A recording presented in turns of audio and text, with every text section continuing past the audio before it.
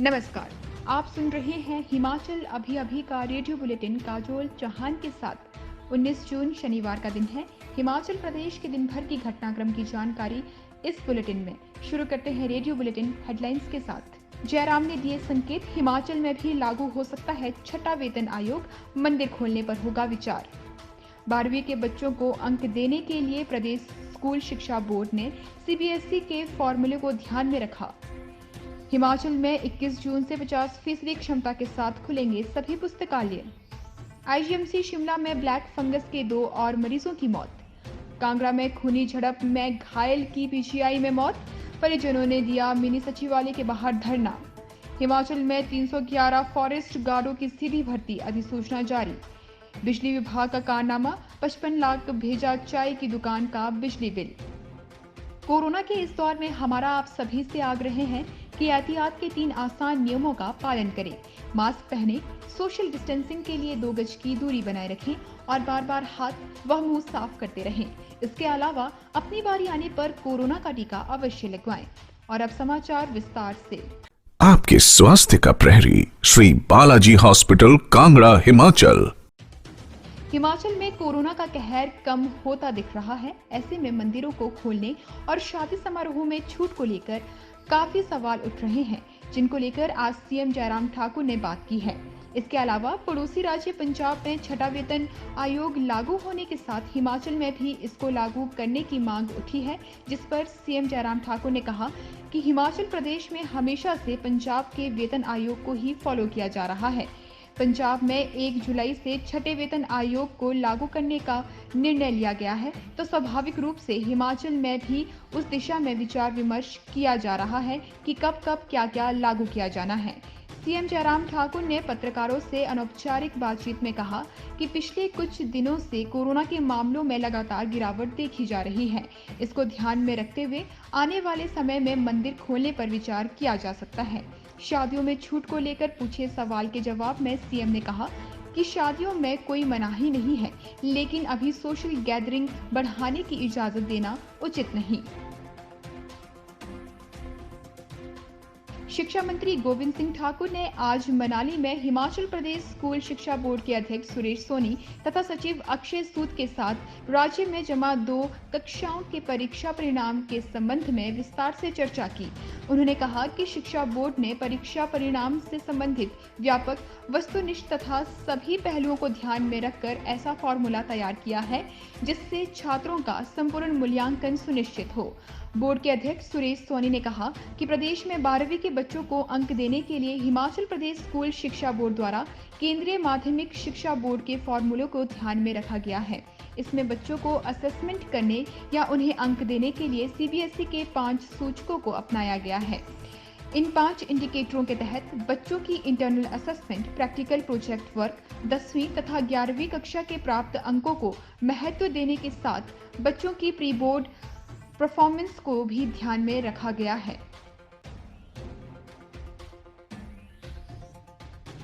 हिमाचल प्रदेश में 21 जून से सभी पुस्तकालयों को 50% सीटिंग क्षमता के साथ आम लोगों के लिए खोलने का निर्णय लिया गया है। इस संबंध में शनिवार को प्रदेश उच्च शिक्षा निदेशालय ने निर्देश जारी किए हैं। शिक्षा निदेशालय के अनुसार विभिन्न प्रतियोगी परीक्षाओं की तैयारी कर रहे परीक्षार्थियों की लगातार आ रही मांग को देखते हुए पुस्तकालय खोलने का निर्णय लिया गया है। पुस्तकालय में कोविड नियमों का पालन सुनिश्चित किया जाएगा। इसके लिए पुस्तकालयों का सैनिटाइजेशन, 2 गज की दूरी के लिए सिटिंग व्यवस्था करना जरूरी है। साथ ही पुस्तकालय परिसर में प्रवेश करने से पहले सभी पाठकों व स्टाफ के लिए मास्क पहनना व हाथों को सैनिटाइज करना अनिवार्य होगा। इस संबंध में उच्च शिक्षा निदेशक डॉक्टर अमरजीत कुमार शर्मा ने निर्देश जारी किए हैं। हिमाचल प्रदेश में शनिवार को 2 और ब्लैक फंगस से मरीजों ने दम तोड़ दिया। मिली जानकारी के मुताबिक शिमला के आईजीएमसी अस्पताल में 2 मरीजों की मौत हुई है। शिमला के लक्कड़ बाजार की रहने वाली महिला और हमीरपुर के एक व्यक्ति ने दम तोड़ा है। आईजीएमसी के एमएस डॉक्टर जनक राज ने कहा कि ब्लैक फंगस से पीड़ित 2 मरीजों की आज मौत हुई है। शेष समाचार ब्रेक के बाद। Shri Balaji multi speciality hospital, Kangra, जहां आपको एक ही छत के नीचे मिले बेहतरीन चिकित्सा सुविधाएं, cardiology, laparoscopic, general surgery, neuro surgery, orthopaedics, paediatric, radio diagnosis, urology, gastroenterology, ophthalmology, pathology, medicine, anaesthesia और डेंटल जैसी अत्याधुनिक और बेहतरीन चिकित्सा सुविधाएं, 24 घंटे इमरजेंसी सुविधा, 9 बेड के साथ critical care unit, cardiac monitor और डिफिब्रिलेटर्स, सेंट्रल ऑक्सीजन लाइन और वेंटिलेटर सुविधा। हिमाचल प्रदेश के सबसे बड़े निजी स्वास्थ्य सेवा प्रदाताओं में से एक Shri Balaji multi speciality hospital Kangra राष्ट्रीय स्वास्थ्य बीमा योजना के साथ सूचीबद्ध Shri Balaji multi speciality hospital Kangra BPL परिवारों के लिए अस्पताल में कैशलेस भर्ती होने के साथ ही ईसीएच की भी सुविधा। हमारा पता Shri Balaji multi speciality hospital, Balaji Vihar, Ujjain, Kangra. संपर्क करें 9218411108 पर। Shri Balaji multi speciality hospital Kangra.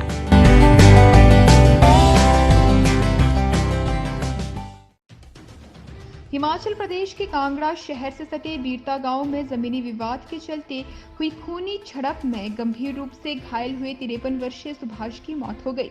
शुक्रवार सुबह हुई इस झड़प में राकेश कुमार, उमाशंकर व सुभाष चंद घायल हुए थे, जिनको doctor Rajendra Prasad medical college अस्पताल टांडा से पीजीआई रेफर किया गया था। इनमें से एक सुभाष चंद की आज सुबह 7 बजे मौत हो गई, जबकि राकेश नामक दूसरे व्यक्ति की हालत गंभीर बताई जा रही है, जबकि उमाशंकर का इलाज टांडा मेडिकल कॉलेज अस्पताल में भी चल रहा है। इस मामले में 3 महिलाओं सहित 9 लोगों को हिरासत में लिया गया है। हिमाचल प्रदेश में बेरोजगार युवाओं के लिए सरकार ने नौकरी के रास्ते खोल दिए हैं। प्रदेश सरकार वन विभाग में 311 फॉरेस्ट गार्ड के पद भरेंगे। इसके लिए अधिसूचना जारी कर दी गई है। ये पद सीधी भर्ती के माध्यम से भरे जाएंगे। फॉरेस्ट गार्ड के सभी पद अनुबंध के आधार पर भरे जाएंगे। प्राप्त जानकारी के मुताबिक विभाग जल्द ही इस संदर्भ में वन वृत्त के अनुसार आवेदन प्रक्रिया शुरू कर देगा। वन विभाग में ये पद बिलासपुर में 30, चंबा में 15, धर्मशाला में 57, हमीरपुर में 37, कुल्लू में 30, मंडी में 35, नाहन में 20, रामपुर में 23, शिमला में 24, सोलन में 17, वाइल्ड लाइफ शिमला में 15, वाइल्ड लाइफ धर्मशाला में 3, GHNP शमशी में 5 पद भरे जाएंगे। हिमाचल के ऊना जिला में एक चाय की दुकान चलाने वाले व्यक्ति को बिजली बोर्ड ने करीब 55 लाख रुपए का बिल थमा दिया। एक छोटी सी चाय की दुकान का इतना बड़ा बिल देखकर जहां एक तरफ दुकानदार के होश उड़ गए, वहीं जिसको भी चाय की दुकान का इतना भारी भरकम बिल आने की सूचना मिली है, वो भी हैरान हो गया है।